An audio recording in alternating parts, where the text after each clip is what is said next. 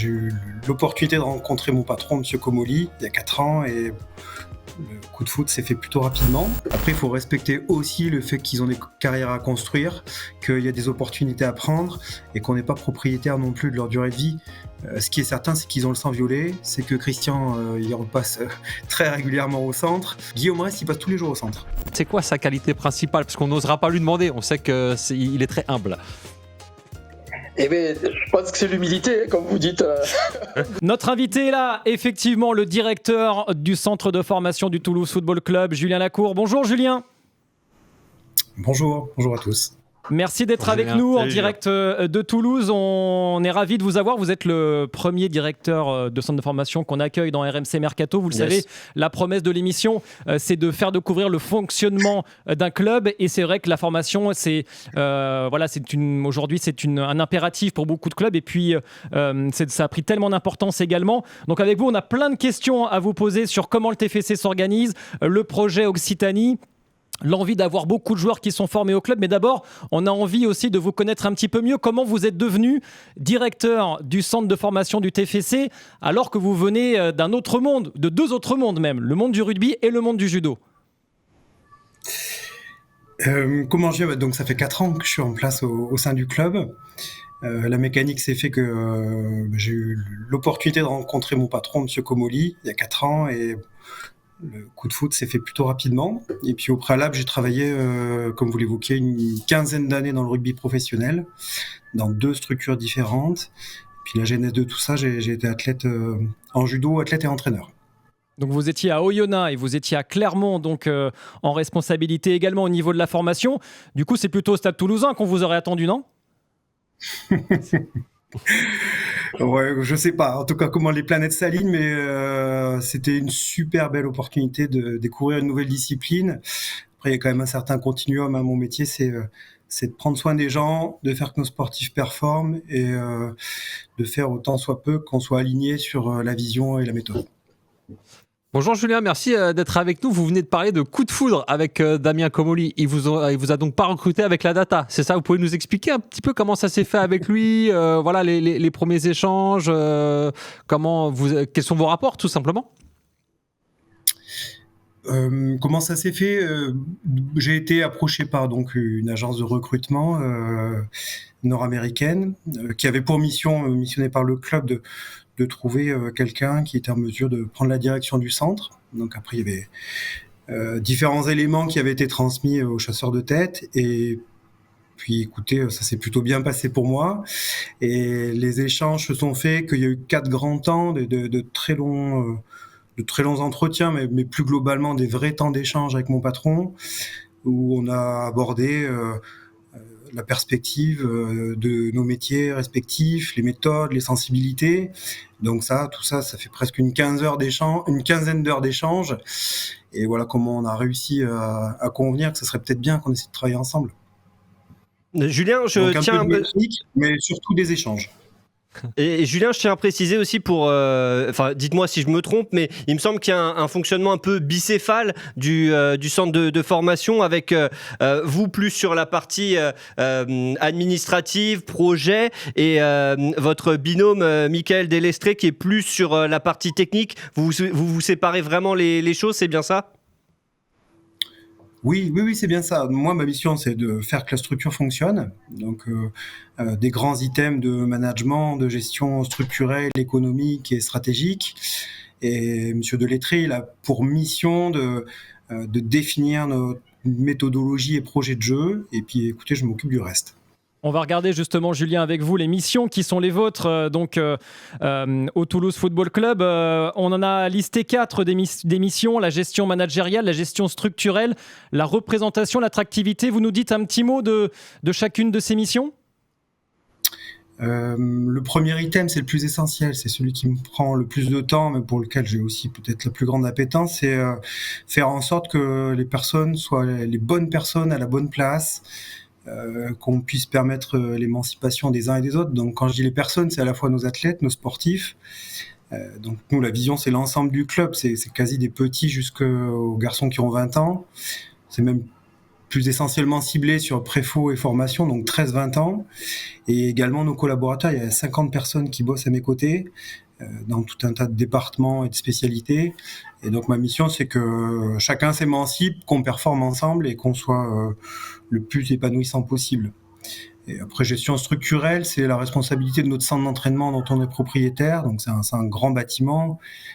Comment faire pour que cet outil qui soit à la fois confortable et surtout innovant nous permette d'avoir un temps d'avance vis-à-vis du grand écosystème foot.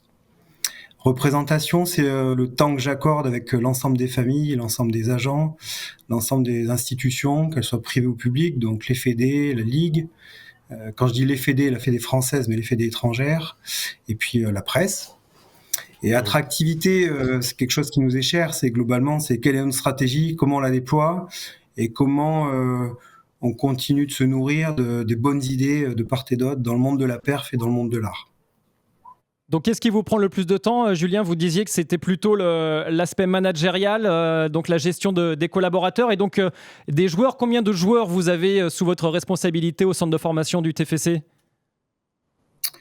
En vue très macro, 60 garçons entre 16 et 20 ans, 60 garçons entre 13 et 15 ans.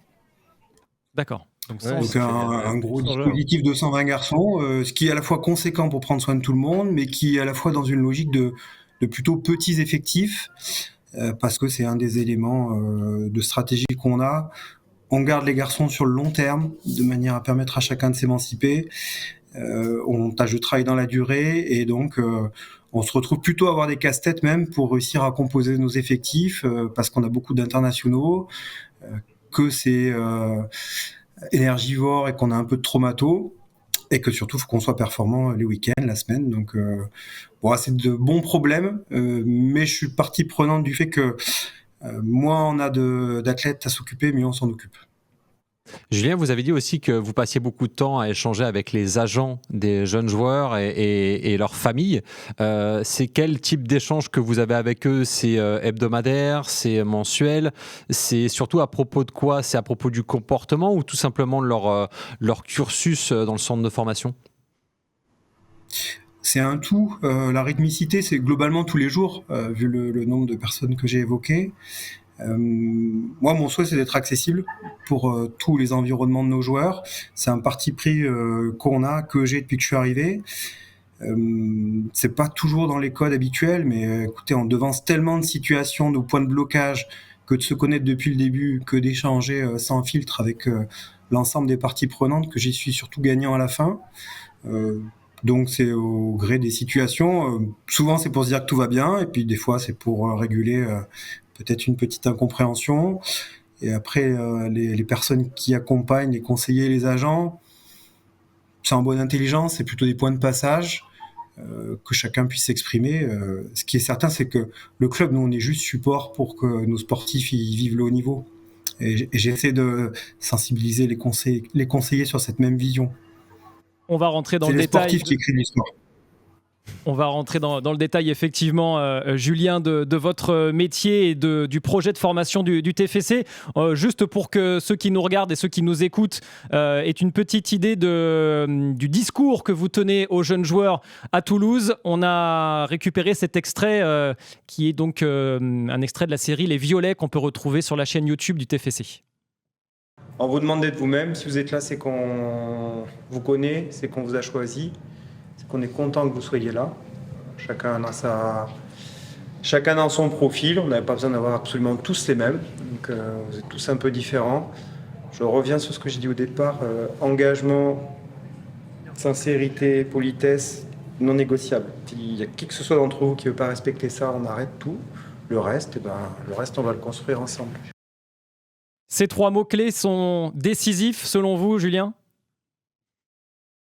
C'est la base. C'est la base d'une relation, c'est la base de ce qui permet de vivre en collectivité. Donc, même si la vidéo date un tout petit peu à l'échelle du foot, j'ai pas changé d'avis. Oui, non, le discours est toujours aussi valable. Alors, avant d'entrer dans le détail de ce que vous faites, on voulait d'abord remontrer un petit peu que le TFC est un club formateur, mais pas depuis 4 ans, pas depuis 10 ans. C'est un club formateur au long cours et un club qui est bien classé aussi, Loïc, donc parmi les centres de formation. Alors, on commence par moi. On commence par l'échelle nationale. Exactement. Et après, on fera l'échelle internationale avec Rémi. Oui, effectivement, parce que c'est aussi ce qui marque l'histoire globale et l'histoire récente du Toulouse Football Club. Si on prend le classement des centres de formation donc établis par la FFF sur la saison 2023-2024, on voit que Toulouse est 6e, donc se classe très bien. Toulouse qui est habitué à être dans ses positions hautes. Alors, je fais un petit rappel rapide dès que j'ai chopé la bonne fiche sur les critères donc, de notation des centres de formation. Il y a la professionnalisation, c'est le 1, donc c'est le nombre de contrats professionnels signés. Julien, si je dis une saucisse, n'hésitez pas à me reprendre. Le temps de jeu... Tu dis pas ça parce qu'on parle de Toulouse? Non, saucisse, pas du tout. Toulouse, Non, c'était juste comme ça. C'était, tu vois, comme quoi la connexion s'est faite comme ça naturellement. En 2, le temps de jeu au sein de l'équipe première du club formateur en minutes cumulées. En 3, les sélections nationales, donc la représentation des joueurs dans les compétitions internationales, peu importe la nation. En 4, la scolarité, et ça j'aurai une question à Julien à ce niveau-là. Et en 5, la représentation européenne. Donc on en viendra avec Rémi, notamment la représentation des joueurs formés dans le club du classement UEFA. Et ce qui est marrant, c'est que donc là on regarde ce classement qui porte sur la saison passée, 2023-2024, mais si on regarde les 2 saisons précédentes, à partir du moment où Julien a pris la direction du centre de formation, on voit qu'il y a une progression à chaque fois. Ça se fonctionne en étoiles en fait, ces petits classements. Quand première saison 2021-2022, Toulouse était à 2,9 en moyenne d'étoiles sur 5, donc c'était déjà au-dessus de la moyenne. L'année suivante, on est passé à 3,3 et donc on est à 3,6 cette année. Julien, j'imagine que ça, c'est des choses que vous suivez. Est-ce que vous tirez déjà de la satisfaction en fait de cette progression linéaire du centre de formation sur à peu près tous les aspects qu'on a cités? Est-ce que c'est quelque chose qu'on suit? Oui, parce que c'est un élément visible d'évaluation, c'est pas le seul. C'est important, je pense, de toute façon, d'accepter le classement. On est dans un monde de compétition, donc on peut pas en faire objection. Mais il est plutôt flatteur en plus. Ça peut être aussi très... Oui, bien sûr. Il est flatteur. Après, moi, je suis plutôt quelqu'un qui aime gagner, donc on n'est pas premier non plus. Donc, il reste du taf. Et puis après, nos collègues, évidemment, travaillent aussi de leur côté. Ce qu'il faut, c'est qu'on soit robuste et qu'on dure. Ça, c'est ce qui m'intéresse le plus. Et qu'on soit très engagé sur ce qui doit nous permettre d'être bon. Alors justement, je permets juste cette petite question, Julien, parce que sur ces notes, donc on a évoqué la scolarité. L'année où vous arrivez, 2021-2022, sur 5 étoiles, Toulouse n'a qu'une étoile. Donc c'est la pire note. Et pour l'éducation, Toulouse, depuis notamment que vous êtes arrivé, a fait beaucoup de choses, notamment la construction de son propre lycée, le Toulouse FC Éducation, avec une soixantaine de jeunes donc, qui sont accueillis sur 600 mètres carrés et 12 salles de classe, de la seconde à la terminale, filière générale ou technologique, et vous avez signé un partenariat avec le lycée professionnel Georges Guilbert en novembre dernier. Est-ce que ça, c'est un axe d'amélioration que vous aviez identifié, où vous vous êtes dit, vous avez évoqué déjà l'importance de l'humain, mais surtout de l'éducation, parce que vous n'êtes pas là uniquement pour former des footballeurs, mais aussi pour former les hommes de demain. Exactement. On est là pour former des citoyens et des garçons droits dans leur basket. Je suis arrivé, le dispositif était en cours de maturation, donc je ne suis pas l'investigateur, hein, c'est l'équipe dirigeante au Pralab, où j'ai juste repris le chemin en route. C'est indispensable, surtout qu'on arrive à construire des journées les plus écologiques possibles. C'est-à-dire qu'à la fois, ils doivent être dans les bonnes dispositions pour s'entraîner, des bonnes dispositions pour s'instruire et se construire au moins à l'obtention du bac. Donc ça, c'était ultra nécessaire. On était dans cette nécessité parce qu'on ne trouvait plus de solution d'organisation dans un système plus classique au sein des grands établissements de lycées publics, comme le club avait toujours été. Donc la nécessité, elle était même de organisationnelle. Et après, pour revenir sur l'étoile, il y a une interprétation quand même qui est nécessaire, c'est que cette note s'obtient sur le nombre de garçons qui obtiennent un diplôme. Et donc la mécanique est assez sournoise parce que ce que je vous ai évoqué tout à l'heure, c'est que nous, on est dans la démarche de réduire nos effectifs pour bien s'occuper des garçons. Et là, on se retrouve à avoir des générations qui passent le bac entre 6 et 8 garçons. Et donc, en fait, même si les 6 ou les 8 obtiennent leur diplôme, ça fait une toute petite cotation. Donc, on se retrouve tous les ans à avoir une mauvaise note en scolaire. Ça ne veut pas dire qu'on est mauvais à l'école, ça veut dire qu'on n'y accorde pas d'intérêt, mais ça veut dire qu'on est pénalisé par notre approche stratégique. D'accord, en fait, ils font pas de C'est un ratio. peu le bémol de ce classement. Non, il n'y a pas de ratio, donc il y a fort heureusement des discussions en cours. On est partie prenante des groupes de travaux. J'imagine. Il y a un peu d'inertie quand même pour faire bouger les choses. Nous, en tout cas, ça nous est pas favorable. Je me permettrai pas de dire que le système n'est pas favorable, mais nous, c'est pas OK, et donc c'est pas pondéré sur nos résultats, et donc c'est un peu dommage. Ce qui est d'ailleurs un peu bizarre dans la mesure où on entend souvent à la fin de l'année, on parle de pourcentage de réussite au baccalauréat, donc ça paraît très logique finalement clairement. que ce critère-là soit aussi retenu. Moi je voulais juste, il y a quelque chose qui m'intéresse quand je regarde ce classement des centres de formation Julien Lacour. Les 5 premiers, ce sont des clubs qui sont régulièrement en Coupe d'Europe. Vous êtes donc le 6e et on a tous souvenir, puisqu'on l'a retransmis sur la chaîne RMC Sport, de votre fabuleux parcours avec notamment cette victoire contre Liverpool en Europa League. Mais derrière aussi, on voit qu'il y a Nantes et Le Havre qui sont juste derrière vous et qui sont considérés dans l'imaginaire comme des excellents clubs formateurs. J'imagine qu'il y a quand même de la fierté aujourd'hui de voir cette position au classement du Toulouse FC. Oui. Je ne veux pas paraître rabat-joie. Et bien sûr qu'il y a de la fierté. Après, si on fait ce travail, c'est pour gagner, c'est pour performer, c'est pour aller au bout de nos idées, et c'est pour permettre à notre club de construire sa vision long-termiste.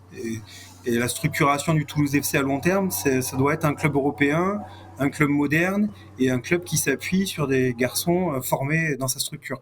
Ce qui est le cas également au niveau européen, donc quand on regarde les chiffres également, Rémi. C'est ça, grâce à l'Observatoire du football, le CIES, qui nous a montrer ce classement des clubs formateurs des joueurs alignés dans les ligues des 5 grands championnats depuis la saison 2005-2006, avec des matchs qui se sont disputés entre le 1er juillet 2005 et le 31 janvier 2025. Et qui apparaît à la première place? Bon, ça c'est le Real Madrid. En revanche, on voit que le FC Barcelone est 2e, que Paris Saint-Germain est 3e. Lyon 4e, mais surtout Toulouse 11e, devant des clubs comme l'Atlético Madrid, le FC Nantes, Saint-Etienne, on a dit, mais aussi Manchester City, qui est connu pour sa formation, le Bayern Munich, l'AS Roma ou encore le Milan AC. À l'échelle européenne, moi je voulais avoir votre regard sur ce qui se fait de mieux selon vous. Quel club travaille le mieux? Alors évidemment, il y a ce classement-là pour le prouver, mais vous, quelle méthode vous appréciez chez vos clubs, on va dire, pas partenaires, mais chez des clubs... Pardon? Adversaire? Ouais, chez vos adversaires, tout simplement. Déjà, je pense qu'il y a des bonnes idées à prendre dans tous les systèmes.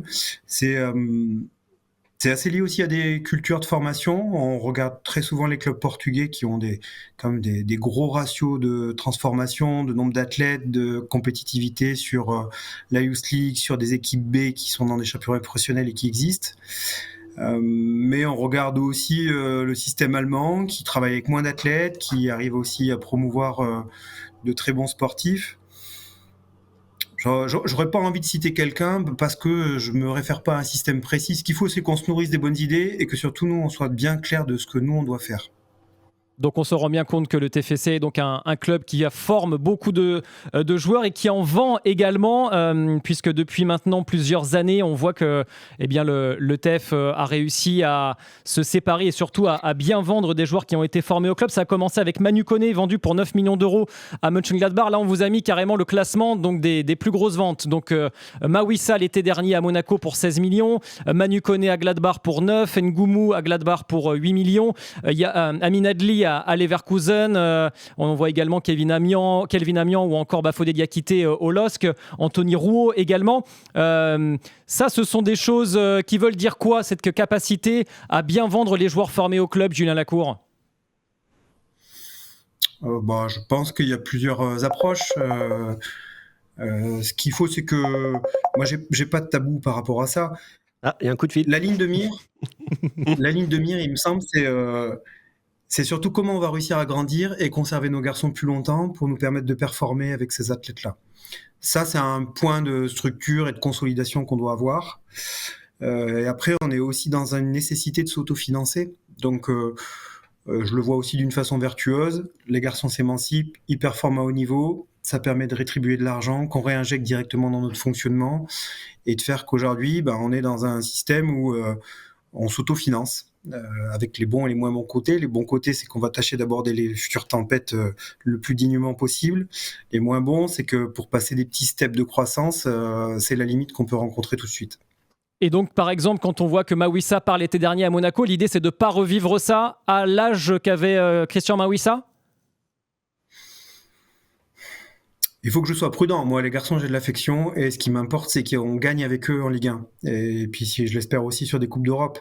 Après, il faut respecter aussi le fait qu'ils ont des carrières à construire, qu'il y a des opportunités à prendre et qu'on n'est pas propriétaire non plus de leur durée de vie. Ce qui est certain, c'est qu'ils ont le sang violet, c'est que Christian il repasse très régulièrement au centre et qu'on garde un lien très très fort avec eux. Donc je vous dis, il faut que le club grandisse à la vitesse où nos athlètes grandissent. Et là, peut-être qu'on aura un prisme différent dans quelques mois. Julien, j'ai 2 questions pour parler finances, parce que ça m'intéresse. Déjà, est-ce que vous pouvez nous dire, pas forcément le prix, mais une fourchette de combien coûte un centre de formation ? Et notamment le vôtre, parce que on voit que vous avez créé un collège qui vous appartient, et dites-moi si je me trompe, mais forcément ça coûte de l'argent. Une fourchette de ce prix du centre de formation de Toulouse, ça correspondrait à quoi environ ? De toute façon, c'est des données qui sont accessibles. Nous, notre budget de fonctionnement, c'est 5 millions d'euros. À plus ou moins quelques chiffres, parce qu'après c'est une interprétation de charge, mais 5 millions d'euros pour tâcher de performer et faire partie des meilleurs centres de formation d'Europe. Et puis après, l'échelle, elle est très grande. Il y a tout un tas de façons de construire la formation. Donc il y a des clubs qui ont des budgets beaucoup plus conséquents et d'autres qui, avec moins de ressources, doivent aussi réussir à exister. Et la deuxième question, toujours financière, mais quel impact a eu pour le centre de formation votre campagne européenne la saison dernière avec l'Europa League ? Est-ce qu'il y a de l'argent qui a ruisselé jusqu'au centre de formation, ou est-ce que c'est quelque chose de bien différent pour comprendre le fonctionnement justement d'un club de foot ? J'aurais une réponse un peu plus macro, c'est que d'être européen, c'est une nécessité pour un club comme nous, pour être visible, pour être perçu par nos pairs, pour recevoir des ressources, comme vous l'évoquez. Et ce qui compte surtout, c'est qu'on arrive à consolider nos budgets. Après, nous, notre budget de fonctionnement, il est plutôt stable. Il a été sécurisé quand on était en Ligue 2, et aujourd'hui, il est sécurisé quand on est en Ligue 1, qu'on soit européen ou non. Donc, il n'y a pas de répercussion directe, mais pour la santé d'un club, c'est nécessaire de réussir à créer des richesses. Je salue Bilal sur le chat qui nous dit bien le bonjour. C'est trop bien d'avoir un directeur pour comprendre ce qu'on ne voit pas. Donc, et c'est aussi pour ça qu'on souhaitait vous inviter, Julien Lacour, pour découvrir donc toute la stratégie de formation donc du TFC. Alors justement, à ce sujet, on va peut-être aller sur la saison en cours, si vous le voulez bien, Julien, notamment dans l'effectif qui est dirigé par Carles Martinez-Novel. On va regarder peut-être avec toi, Loïc, le 11 des joueurs. Avec moi, avec Rémi, on est tous. On va regarder ensemble le 11 des... Avec Julien. Alors, les joueurs qui sont formés au club et qui font partie de l'effectif professionnel actuel de Carles Martinez-Novel, on voit qu'il y a quand même pas mal de joueurs. Ouais, on a pris ceux qui sont donc considérés comme formés à Toulouse depuis l'arrivée de Julien, donc depuis 2021. Alors, quand vous voyez un petit joueur avec une petite croix, c'est qu'il n'y a pas de joueur à ce poste encore formé par Toulouse sur cette période. Mais on voit effectivement, bon, bien évidemment, Guillaume Rest, ça c'est le nom qui accroche le plus, puisqu'il est titulaire du club, il sort de la formation. Après, voilà, il y a d'autres noms qui sont pour certains partis, Fares Chaibi notamment,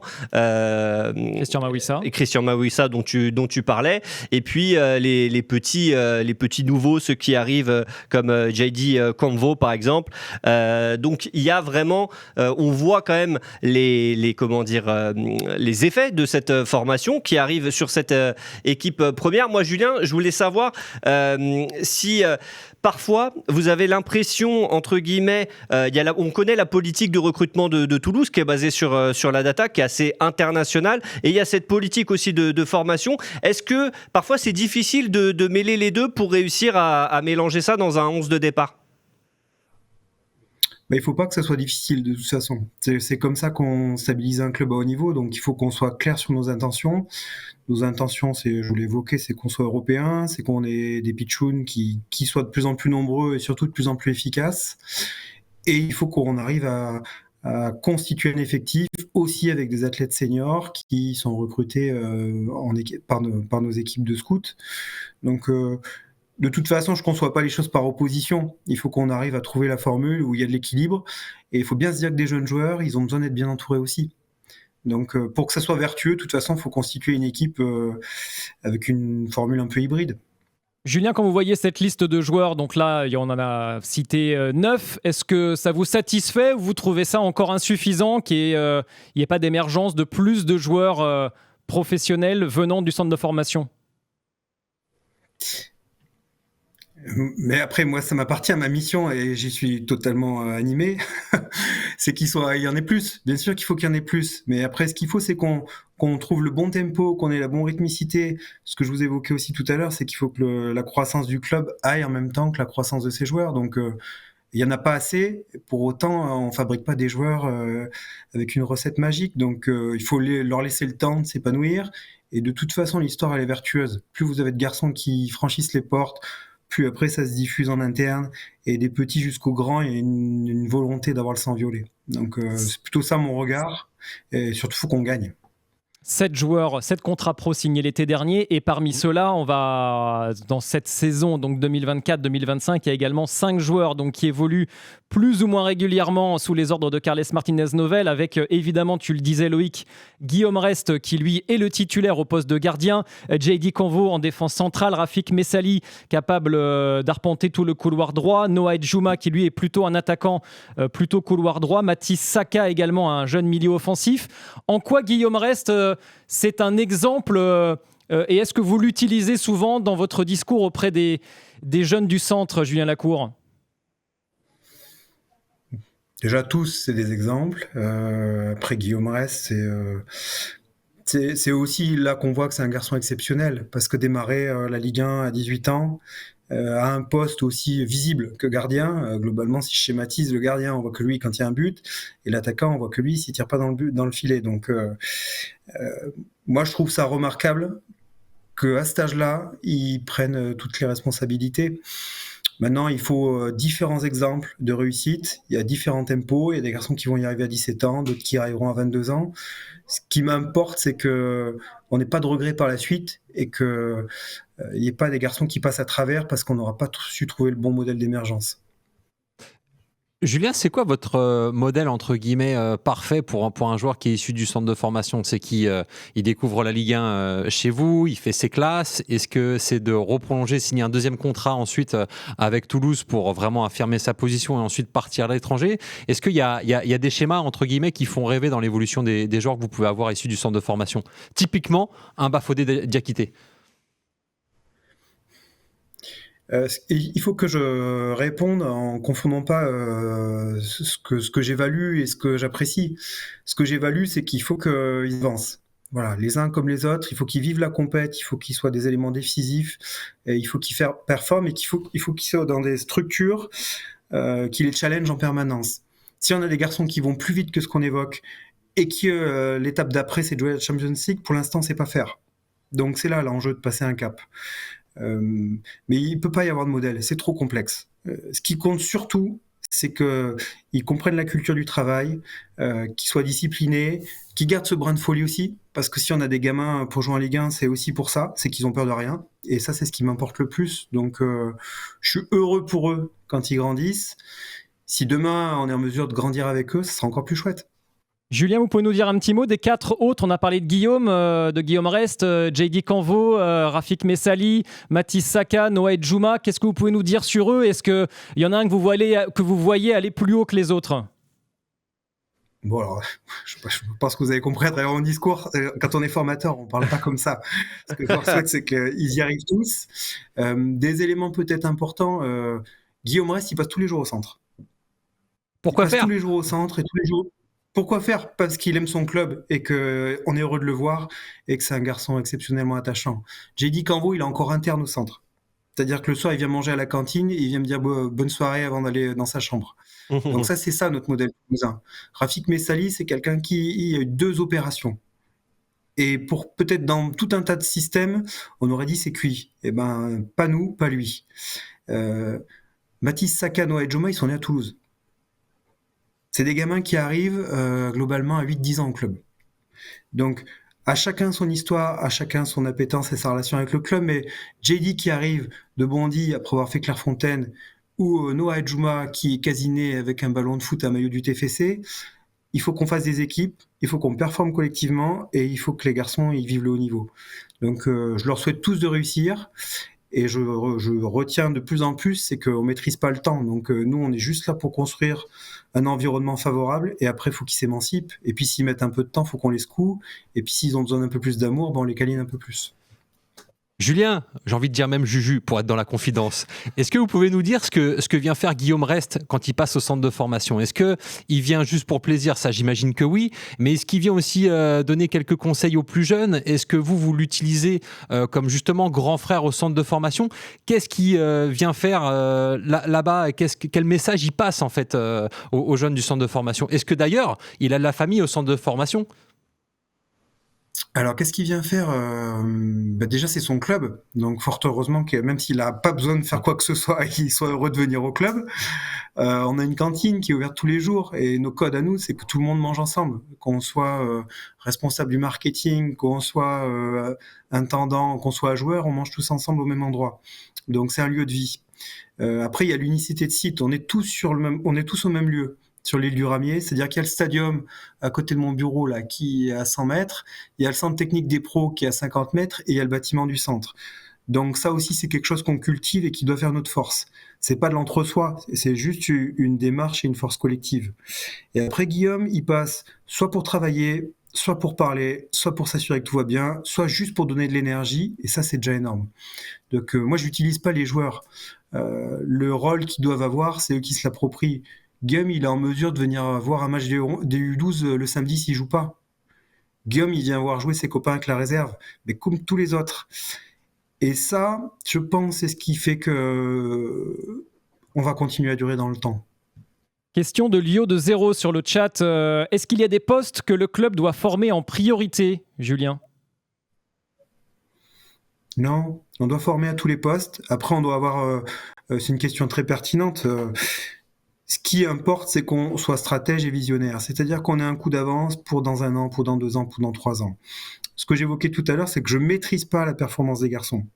Donc, on n'a pas une baguette magique pour dire qui sera prêt à quelle date. Par contre, on doit avoir des tendances fortes et on doit être en mesure de se projeter sur l'effectif de demain. Donc là aussi, on a quand même quelques idées. Mais on a besoin de tout le monde. Ce qui est sûr, c'est que des postes très très visibles avec un marché très significatif, que peuvent être des garçons qui marquent des buts dans des moments importants, oui, c'est des postes durs, mais tout est dur pour faire du haut niveau. Donc continuons surtout d'avoir la chance d'avoir beaucoup de garçons qui sont éligibles à rejoindre l'équipe 1. Est-ce que c'est un peu le schéma de pensée, Julien, avec Mathis Niflor, le fils de Wilfried, ancien joueur de Toulouse, qui a signé aussi et qui est dans la perspective éventuelle de remplacer un Guillaume Rest dans les années à venir? Oui, c'est d'avoir un coup d'avance. Après, mais pareil, il faut qu'on soit aussi très mesuré. On a une grande chance, c'est d'être dans une belle région, d'une démographie positive, où il fait bon vivre, d'un bassin local avec beaucoup de clubs partenaires qui nous suivent. Donc au final, on a plein de petits Toulousains qui sont prêts à grimper au mur pour jouer pour leur club. Donc ça, c'est l'opportunité immense. Et là, on a la chance peut-être d'avoir des portiers qui se succèdent, mais comme aussi des défenseurs, comme aussi des milieux et des offensifs qui commencent à émerger. Donc j'ai pas le luxe de me dire on n'a pas besoin de qui que ce soit. Donc plus on a de bons joueurs, tant mieux. Ça, c'est pas des problèmes pour moi. Et est-ce que vous êtes en lien avec la Fédération française de foot? Parce que on a vu que pendant un moment, ils essayaient de former beaucoup de gardiens, vu la génération exceptionnelle qu'on a eue pendant des années.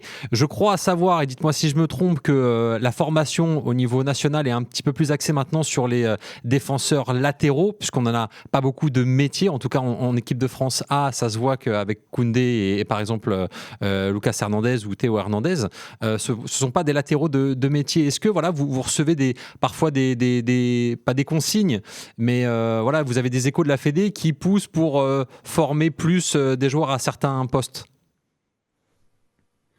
Non, ça fonctionne pas vraiment dans ce sens. Alors, est-ce qu'on est en lien avec la fédération? Oui, parce qu'on est entre le 2e et le 3e club le plus pourvoyeur en équipe de France jeune. Donc, l'ensemble des équipes techniques, la direction nationale et les sélectionneurs, c'est presque tous les 15 jours. Après, est-ce qu'on a des consignes? Non, c'est pas le modèle. Après, est-ce qu'on a des partages de points de vue sur qu'est-ce que doit être le joueur de demain? Oui, c'est évident. Mais sans faire quelque chose de trop auto-centré. Moi, ma mission, c'est qu'on ait des Toulousains au niveau. Pour conclure Après, sur le s'ils temps... jouent les expériences sur les équipes internationales, tant mieux. Il n'y a pas que l'équipe de France. Enfin, il y a d'autres nations. Hein. Beaucoup de nos garçons sont binationaux, donc peuvent représenter aussi d'autres sélections. Ça, c'est un plus dans le parcours de formation. Mais encore une fois, ma mission, c'est qu'on soit clairvoyant, clair, qu'on prenne soin de nos garçons et qu'on soit performant surtout. Pour finir sur le temps de jeu cette saison des joueurs formés au TFC, donc Guillaume Rest qui domine largement ce classement avec ses 2185 minutes. JD Canvo joue régulièrement également en défense centrale, il a profité notamment des blessures. Rafik Messali a également eu du temps de jeu, un petit peu moins pour Noah Edjouma et pour Mathis Saka. Julien Lacour, on voulait vous faire réagir à cette citation, à ce qu'avait dit Damien Comolli il y a de cela quelques mois sur sa volonté de mettre en avant le territoire dont vous parlez, l'Occitanie. Un club ne fonctionne bien que s'il est écologique sur son territoire, que s'il est attractif pour sa communauté et reconnaissant du foot amateur. Notre business model, c'est de former et de jouir d'un territoire où il y a une belle dynamique démographique. On en vient donc à ce projet 100% Occitanie. Parlez-nous de ce projet-là, de cette volonté que le TFC incarne, le club de toute une région. Et pour sourire, je crois que la phrase, elle est de moi. Ben je crois. Vous rigolez pas parce qu'en plus, j'ai posé la question à notre chef d'édition tout à l'heure et je me suis dit, tiens, il me semblait que c'était celle de Julien Lacour. Mais bon, en tout cas, on a bien compris le message. Mon patron, mais en tâche de penser pareil avec mon patron. Donc, peu importe qui est l'auteur, il n'y a pas de copyright. C'est vrai que ça sonne quand même très Julien Lacour. Ouais. La question, c'était en lien avec notre territoire, c'est ça? Ouais, sur la vision 100% Occitanie, oui, tout à fait, ouais, d'incarner le club de toute la région. C'est une nécessité. De toute façon, on est une entreprise qui doit délivrer des spectacles sportifs sur un territoire. Si on en revient à la genèse du sport, la sport, c'est un spectacle. Julien, on vous a perdu. Est-ce que vous nous entendez? Oui, c'est bon. C'est bon, oui, le son est revenu. Il est juste passé sous un tunnel. C'est ça. Vous nous disiez donc concernant ce projet 100% Occitanie. Oui, je vous disais indispensable qu'on soit aligné sur notre territoire, indispensable qu'on soit éclairant, attractif. On ne peut pas ne pas jouir d'un bassin amateur qui a envie de travailler avec nous. Et c'est pas une vision despotique, c'est le bon sens. C'est plus simple de travailler avec des enfants qui peuvent voir le stadium presque de leur chambre ou pas très loin. C'est d'une évidence même, ne serait-ce que pour notre communauté, qu'après la finalité, c'est aussi d'avoir des matchs de Ligue 1 avec un stade rempli et des gens qui ont envie de soutenir notre projet. Donc, je trouve que c'est la base et je suis des fois surpris qu'on se questionne même là-dessus. Après, ce qui importe, c'est quelle qualité de relation on souhaite avoir et quelle méthodologie on emploie derrière pour répondre aux besoins de nos confrères des clubs amateurs. Vous avez combien de clubs avec lesquels le TFC est partenaire, Julien, pour la formation des joueurs? Il y a à la fois ce qui est mis en évidence dans le programme Christophe Revaux, donc où on a créé des emplois pour bien matérialiser le lien, la méthode, les informations et répondre aux besoins des clubs partenaires. Donc là, on est sur une grosse quarantaine. Moi, ce qui m'importe, c'est qu'on parle à tout le monde. Donc au final, des clubs partenaires, il y en a plus de 100. Et puis si demain, il y en a 200 ou 300, c'est le bon sens. Ce qu'il faudra, c'est qu'on délivre la même qualité d'écoute et de disponibilité. Et aujourd'hui, le territoire s'étend même un petit peu. Donc, je ne veux pas délivrer de grands scoops, mais on est de plus en plus sollicité. C'est bon signe. Moi, juste mon point de vigilance, c'est qu'on continue de répondre correctement et respectueusement. Voilà, 120 clubs participants au programme Club Christophe Revaux, plus de 1400 enfants des clubs de la région. Et parmi les clubs partenaires, il y a donc la jeune entente toulousaine dont le président est en direct dans RMC Mercato. Mamed Belmeli est avec nous. Bonjour Mamed. Bonjour Jérôme. Merci d'être avec nous dans RMC Mercato, merci d'être avec Julien Lacour. Bon, vous connaissez forcément, on va vous laisser discuter un petit peu, mais d'abord, Mamed, juste un petit mot sur comment s'est construit le partenariat avec le TFC. Écoutez, ce partenariat il s'est fait naturellement il y a quelques années. Bon, après c'est vrai qu'il y a eu un changement au niveau du club, au niveau de la direction du club, et on était un peu inquiets nous que ce partenariat ne se passe plus comme il était. Et au contraire, il s'est développé et il a grandi. Et aujourd'hui, comment dire, on a l'impression d'appartenir aussi au TFC, d'être du TFC. L'ancrage c'est bien fait et on a la chance d'avoir un directeur du centre comme Julien qui est très proche et très simple, ce qui fait que nous on s'y retrouve et on arrive à discuter facilement avec lui comme si on discutait avec un dirigeant de notre club ou un collègue au sein du club de la Jet. Donc aujourd'hui, on se sent TFC, comme au TFC, on se sent Jet et autres clubs partenaires. Donc et après, je pense qu'il a été modeste sur le fait qu'aujourd'hui, le stadium, moi je suis toulousain, j'ai 42 ans, je suis né à Toulouse. Malheureusement, on avait le stadium qui était vide, mais vide à des périodes. Et aujourd'hui, le stade, il est plein. Tous les Toulousains sont fiers de dire qu'on est Toulousains. On a les jeunes aujourd'hui, ils n'ont plus les maillots de l'OM et du PSG. Ils ont le maillot du TFC à l'entraînement. Et ça, franchement, c'est une fierté pour un Toulousain. Et je le félicite, comme je lui dis à chaque fois, lui, ses équipes techniques. Il y a aussi, ce qui est frappant, c'est aussi la proximité que peut avoir M. Comolli avec des petits présidents comme nous. On est bénévoles, on est des petits clubs, mais il y a un respect et une proximité avec nous qui franchement, c'est frappant parce que on sent pas qu'on est des petits, quoi. On sent qu'on est à leur niveau et franchement, ça fait plaisir. Mohamed, comment ça se passe les relations avec le TFC et quel service, entre guillemets, vous fournit le TFC? Quels sont vos échanges? En quoi consiste ce partenariat entre vos deux clubs? Alors, il se développe sur 3 axes. Bon, le premier, c'est le club nous aide beaucoup à nous structurer. Moi, j'ai un club qui avait 180 licenciés en 2013. Aujourd'hui, on est 750. On a réussi même à toucher les 17 ans nationaux. Pourquoi? Parce qu'en fait, il y a aussi un deuxième axe où il nous aide à développer les compétences de nos éducateurs. Donc, nos encadrants bénéficient de la méthodologie TFC. On est un peu dans les petits secrets, les petits papiers du TFC par rapport à tout ce qui est pédagogie, accompagnement des joueurs. Et aujourd'hui, en fait, on nous aide à progresser dans l'encadrement pour faire progresser nos petits dans le club et après les accompagner dès qu'ils se sentent prêts. Parce que pour atteindre le haut niveau, je pense qu'il y a beaucoup d'enfants, il faut qu'ils soient prêts et qu'ils aient de la confiance en eux et prêts mentalement pour pouvoir aller relever ce défi.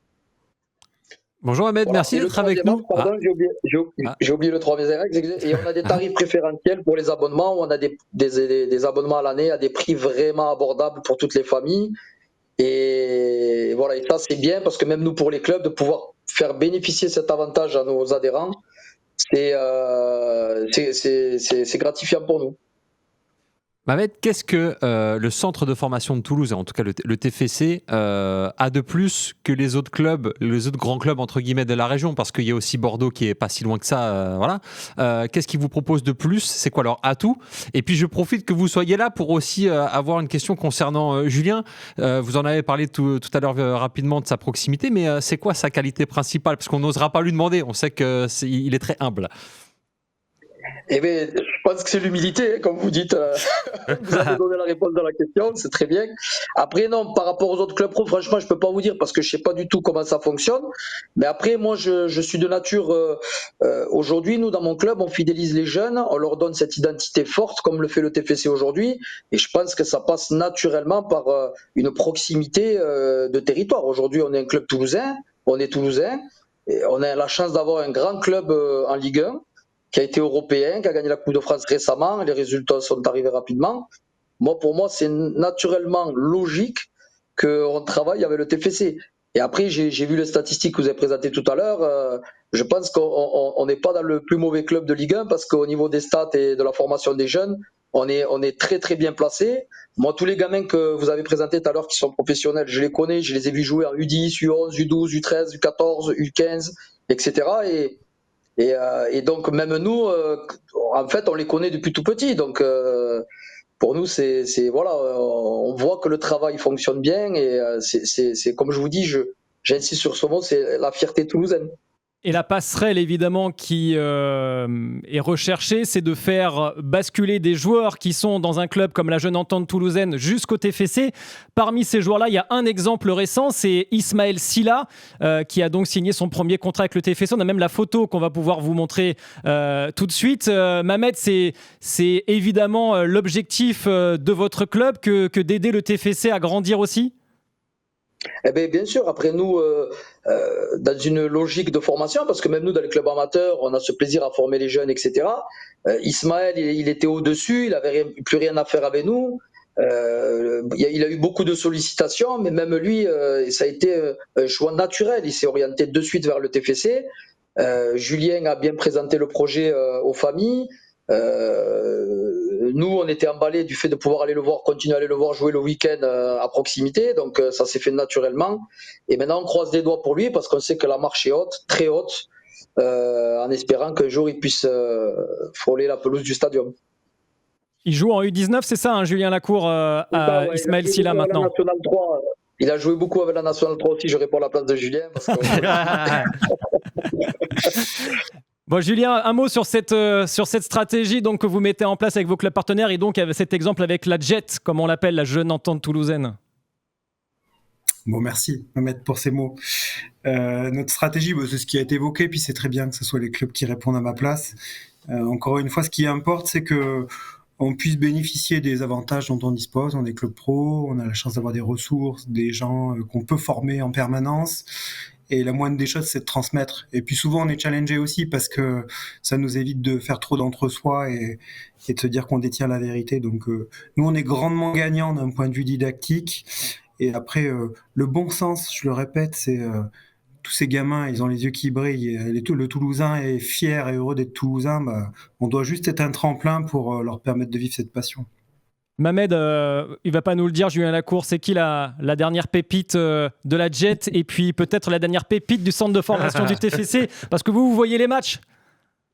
Mais alors, la dernière pépite, je ne sais pas, parce que, par exemple, hier, on a fait une journée échange avec le TFC où ils sont venus, par le biais de Jamel Yacoubi et Mehdi Ben Abdallah, avec qui on travaille fortement sur l'école de foot. On a fait toute une après-midi où on a fait des échanges entre les U8, U9, U10, U11. Ça a permis à nos petits, ça a été une après-midi formidable, des étoiles plein les yeux auprès des gamins. Et ben je vais dire, allez, peut-être je vais me lancer. La future étoile, c'est la petite Anna, qui est en U11, une fille. On va aller sur le football féminin, qui joue actuellement avec les garçons et qui hier est venue jouer. Et elle nous a fait plaisir. Elle a progressé encore plus. Et ça nous a encore prouvé qu'on ne s'était pas trompé sur le fait qu'elle devait aller jouer là-bas. Donc c'est une fierté pour nous de l'avoir joué contre nous. Et avoir progressé quand même. Donc je croise les doigts pour elle pour qu'un jour elle puisse jouer en Ligue 1 au TFC féminin. Ouais. D'ailleurs, on diffuse le tournoi de Montaigu à partir de lundi. Je rappelle, c'est les U16 à la fois chez les garçons et chez les filles. Donc venez sur la chaîne Twitch d'RMC Sport, on va se régaler. Ce sera à vivre évidemment chez nous. Julien, un mot justement sur les filles, parce qu'on a beaucoup parlé des garçons au centre de formation, mais la politique, elle est également de former des jeunes joueuses. Oui, la politique, elle est d'être performant dans toutes les disciplines, dans toutes les catégories d'âge. Le foot féminin a eu une longue histoire aussi au club, peut-être traversé une période un peu plus de disette, et puis et en renouveau aussi depuis toute cette dynamique qu'on évoque depuis l'arrivée de notre patron. La finalité, c'est d'avoir du très haut niveau féminin, du très haut niveau masculin, d'avoir des filières de formation, d'abonder pour les équipes respectives professionnelles des athlètes qui seront passés par le sérail. J'y crois très très fort au fait que la jeunesse prenne le pouvoir de ces équipes seniors, prenne le pouvoir au sens noble, mais c'est ça la finalité de demain. Je pense que ça sera le meilleur équilibre financier qu'on pourra avoir, et c'est plein de bon sens vis-à-vis de nos communautés, je trouve. Mohamed, merci beaucoup d'être venu dans RMC Mercato et félicitations pour votre travail à la jeune entente toulousaine. Merci. Et à bientôt. Vous serez au tournoi à la fin du mois d'avril, j'imagine, non ? On sera au tournoi avec les filles et les garçons, et c'est un tournoi qui est, je finis sur ça, c'est tellement magique de permettre à ces enfants, et j'en remercie le TFC, de jouer sur la pelouse du stadium, là où ils vont voir les grands tout au long de la saison. Et ça, ça fait partie justement du programme de fidélisation qu'a mis en place le TFC, et c'est une réussite énorme pour nos enfants. Voilà, donc c'est le tournoi des clubs Christophe Revaux. Merci beaucoup, Mohamed, à bientôt. Merci, à bientôt. Toujours avec Julien Lacour, le directeur du centre de formation du TFC. Peut-être pour enchaîner, on peut peut-être se demander, parmi les joueurs qui vous sont remontés par vos clubs partenaires, Julien, comment s'effectue, entre guillemets, la sélection ? Donc on fonctionne aussi là avec le plus de méthodes possibles. La relation qu'on a avec ces clubs-là, c'est que maintenant c'est les encadrants qui nous soumettent les profils. Donc c'est là où c'est le plus vertueux. Donc on a à la fois nos scouts, mais finalement les meilleurs interlocuteurs, c'est les gens qui accompagnent les enfants. Et puis après, on a des temps immersifs, c'est-à-dire qu'ils viennent passer du temps avec nous, les enfants, les grands, les petits, de manière à ce qu'ils s'acculturent, de manière à ce qu'ils aient le temps aussi de pas être trop pressurisés sur des évaluations. Et puis la démarche, c'est de se donner du temps quand on fait de la formation. Et quand c'est le bon tempo et qu'on valide que c'est la bonne opportunité de poursuivre officiellement l'aventure chez nous, bah après on s'aligne. Et ce que j'insiste sur ce que j'ai dit tout à l'heure, c'est sur des temps longs.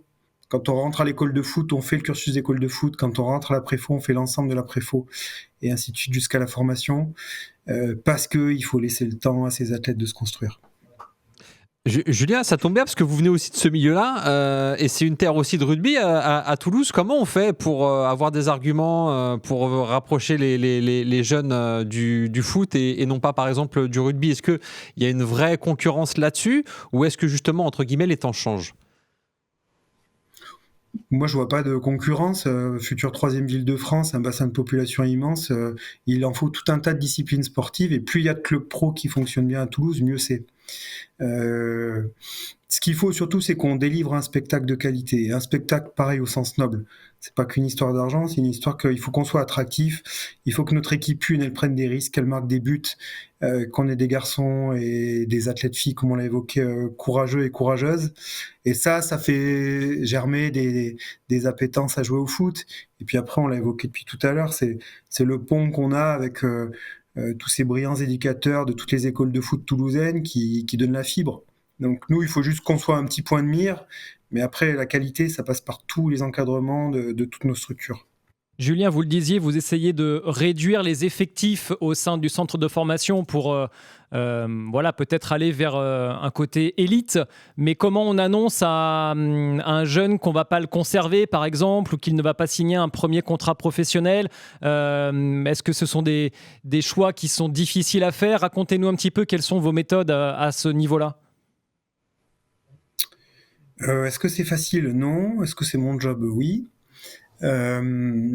Après, ce qui m'importe, c'est que les sportifs s'évaluent, s'auto-évaluent. Voilà, c'est des choses qui me paraissent d'une nécessité implacable. Donc, il faut que tout au long du cursus, on arrive à confronter les points de vue de l'encadrement, les points de vue du sportif, qu'on arrive à converger, et qu'au final, ça, c'est des steps, le haut niveau. Donc, il y a ceux qui vont arriver jusqu'au 17-19 nationaux, et puis pour qui ça sera déjà un premier échelon difficile, et puis après, passage sur le senior N3, et puis après d'avoir l'opportunité de s'entraîner et de jouer avec l'équipe professionnelle. Donc, en fait, il y a des temps de passage, et ce qu'il faut, c'est qu'on soit le plus clairvoyant possible sur est-ce que j'ai déjà mon premier plafond de verre, oui ou non. Et quand il y a cette perception, les choses sont déjà plus dignes, c'est-à-dire que on se retrouve pas à faire une réunion un jour au bout d'un bureau pour dire bon, c'est fini. C'est pas comme ça que ça marche. Je tâche d'accorder le temps à ce moment où officiellement on fait valoir qu'on n'est pas en mesure de poursuivre l'aventure, mais ce qu'il faut, c'est que ça sorte pas de nulle part et que ça soit le mieux compris et apprécié possible. Puis de toute façon, c'est comme ce qu'on évoque depuis tout à l'heure, il faut de l'humain. Choix dur, pas dur, ce qu'il faut, c'est être digne et juste. Donc, je leur dis les choses le plus respectueusement du monde, mais sans tourner autour du pot. Et concrètement, vous faites ça avec uniquement le joueur en question concerné ou avec sa famille, ses agents potentiels? Et combien de temps à l'avance, avant la fin de saison, il sait plus ou moins qu'il ne va pas continuer? Il y a autant peut-être de situations qu'il y a de garçons. Ce qui importe, c'est que des jeunes, ils aient de l'espoir. Donc, des signaux, il y en a. Après, il y a de l'espoir jusqu'au bout. C'est la magie du sport, c'est la magie du football. Des fois, il suffit aussi de renverser la vapeur en 2-3 sorties, 2-3 week-ends réussis. Donc, on se garde bien d'avoir des choses trop figées. Ce qu'il faut, c'est des temps de passage et comprendre quand même où est-ce qu'on est par rapport au bon niveau. Et après, pour ces temps, pour les plus jeunes, oui, il y a les parents. Les conseillers sont aussi tout à fait à leur place si c'est OK vis-à-vis des parents. Les plus grands, des fois, ils viennent me voir tout seuls. Parce qu'une relation qui dure depuis 3-4 ans, ils savent que de toute façon, je tâcherai de leur le dire respectueusement, mais sincèrement. Donc, ce qu'il faut, c'est qu'il n'y ait jamais rien de dégradant. Et puis, ça reste quand même souvent un petit bout de rêve qui s'arrête et la vie doit continuer. Donc, il faut qu'on les challenge sur quel est leur X facteur pour le reste de la vie. Et puis, ça peut ne pas marcher chez nous, comme bien évidemment marcher dans d'autres contextes. Et il y a des garçons qui accrochent le très haut niveau à 25 ans, donc il faut surtout qu'il y ait personne qui parte d'ici et qui n'ait plus envie de jouer au foot.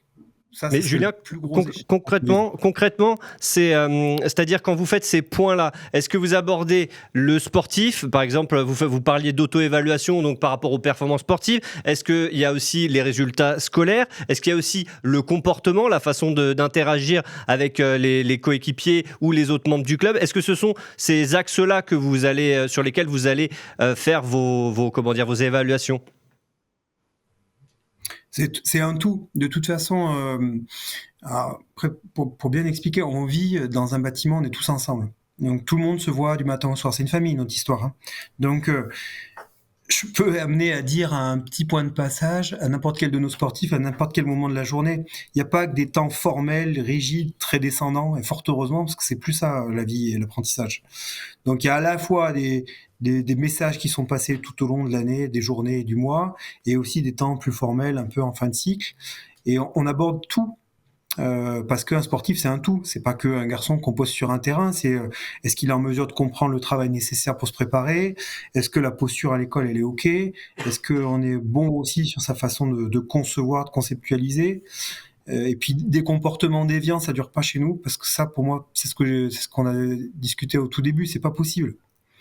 Après, ça reste des ados, ils peuvent se construire, ils ont le droit de faire des erreurs. Ce qu'il faut, c'est pas répéter les mêmes erreurs. Mais ça, c'est la vie, ça. Et puis il y en avait eu quelques-uns à Toulouse il y a une dizaine d'années. Il y avait eu Zinedine Machache qui a eu des problèmes. Il y a eu Mathieu Cafaro aussi. C'est vrai que ça avait mis un peu la lumière une mauvaise lumière sur Toulouse. J'imagine que vous voulez éviter absolument ce genre d'écueil. Oui, évidemment, c'est pas OK pour l'image, mais plus globalement, on vit une aventure, c'est 7 sur 7. Les uns les autres, on passe plus de temps avec les garçons qu'avec nos familles. Donc, il faut des comportements dignes et qui donnent envie de revenir tous les matins. Donc, il y a à la fois la mauvaise image et puis surtout le fait que c'est pas comme ça que je conçois la vie collective. Julien, je voulais vous parler justement parce que vous parlez du comportement, il y a aussi l'aspect mental qui est important chez les pros et notamment aussi chez les futurs pros, donc les jeunes. Et je voulais m'appuyer sur des chiffres de fondation fondamentale qu'on peut retrouver sur Internet sur la santé mentale des jeunes sportifs. 17% sont atteints de dépression modérée à sévère, 24% de troubles anxieux généralisés, 44% de troubles du sommeil et 66% des jeunes sportifs privilégient leur famille pour aborder des questions de santé mentale. Quand on voit ce qui est arrivé par exemple au jeune Alexis Beka qui a connu ça en pro, est-ce que vous avez déjà rencontré des cas de... Pas à Toulouse, on parle de manière Beka, oui, à Nice, mais de manière générale, je parle. Et je m'appuie sur votre poste de directeur de centre de formation pour savoir si vous avez déjà connu des jeunes sportifs, donc au centre de formation, qui étaient atteints de dépression parce que on va pas se mentir, et ce n'est pas une critique, mais dès le centre de formation, vous en avez parlé, il y a de la concurrence et forcément une volonté d'exister, de prouver qu'on peut être performant. Est-ce que vous avez déjà rencontré des cas comme ça et comment on les gère ?